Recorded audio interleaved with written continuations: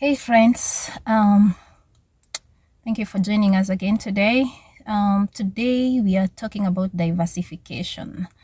Basically, what is diversification? I would say it's like spreading, spreading your finances in different accounts, spreading your finances along short-term, long-term, medium-term goals. So as we talk about diversification, I want to put a few things in mind. One of the things is, like I said, put your money where you have like for short-term goals, long-term goals, medium-term goals. The other thing that you should put in mind as you diversify your money is accessibility. Like how fast are you able to access your money? So if it's something for emergency fund, you need to put in mind which place can you put money for emergency funds. If it's money for investments, for college fee for your kids, where can you put money for that? If it's money for retirement, where can you put money for that? Now, as you're thinking about that, you're thinking one thing that you should put in mind is, what are you getting? What's the interest? Are you getting any interest? And when we withdraw your money, are you getting taxed for whatever money you're getting? One of the things that I want to put in your mind is for emergency funds, it's best to put your money, the money you put in your bank is money that can be used for emergency fund.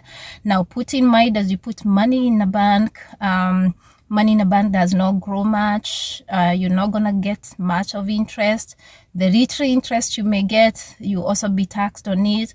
So don't put money with a goal of investment in a bank. You're losing the purchase power of your money because the interest rate that you get does not match the inflation. So put only money that for easy accessibility. That's what I would put money in the bank for.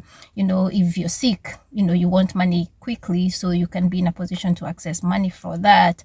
If your car breaks down, you need some money to fix it, you're able to access money in a bank quickly to do that. Another place you can put easily accessible money is you can say money market funds. Money market funds, mutual funds, you have a better interest rate than you would in a bank. Most of the money market funds, you give you compound interest. You can still access your money maybe within days to a week, from depending with where what kind of money market fund you have. And so that is another place I would put money for emergencies, because you get a little probably more interest because they do compound interest.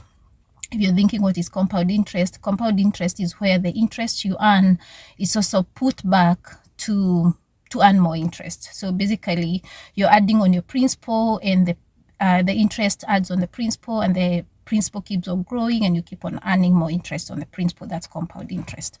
All right, now those are like I said, easily accessible places.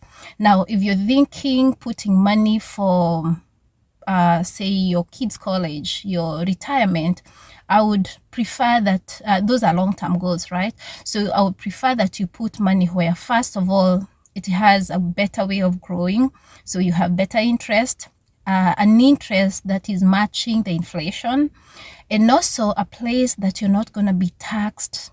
Either you're not going to be taxed at all, or if you have to be taxed, it's not going to be much, because you're going to be getting taxed from your harvest. Let me say that. So you're putting a seed, and you're getting, money is growing over time. And then when you get that money out, you may be taxed from the harvest. So that means you're going to be taxed more than you would before putting in the money. So think about accounts where you can put money, avoiding taxes if possible. There are such accounts. You can talk to me. I'll talk to you about it. Now, places like 401k, IRA, 403b, those are good places to put money. Your companies, this is where it's like a self-pay pension, let me say that, self-contributing pension.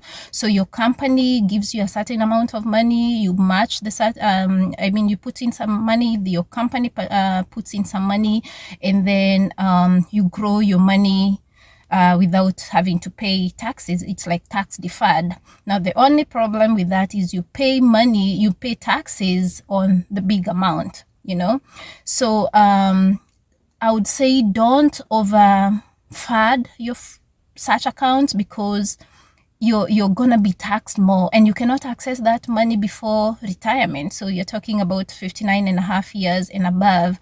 If you access such money before that time, you're gonna be taxed, you're gonna be penalized.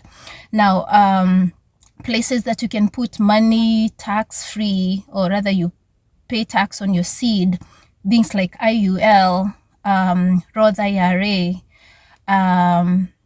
annuities are like money. It's like I would say like a retirement kind of plan. However, you're gonna be taxed still when you get the money out, but it assures you of long-term funds, like you're gonna get money long-term during retirement. So guys, diversification, you have to diversify your accounts, put money in different places. Don't put your eggs in one basket. If you have ever heard of that, that means don't put all your money in one account, don't put all your money in one kind of investment. All right, see you guys.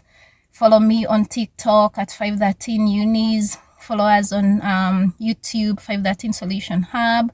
You can message me on Facebook and let's chat more. Thank you.